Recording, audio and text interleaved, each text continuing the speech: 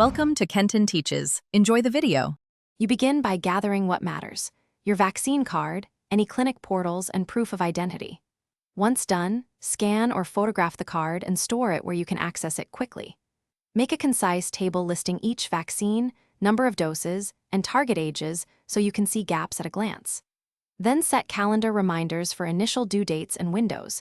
Make sure to include clinic contact info for rescheduling and note any allergies or prior reactions. You now turn that table into an actionable timeline with dates and permissible windows. This helps you prioritize which shots need immediate booking. Once done, color code items so completed doses, upcoming windows, and overdue items jump out visually.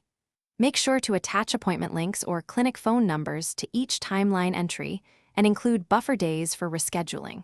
If a multi-dose series is involved, note minimum intervals explicitly so you finish by confirming appointments 48 to 72 hours before each visit and bringing your vaccine card or its photo.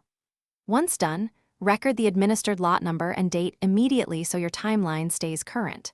If records are missing, contact the state immunization registry or your prior clinic to avoid repeating shots unnecessarily. Make sure to ask for electronic copies. Troubleshoot. If a dose is missed, call your clinic to calculate the correct catch-up interval rather than guessing.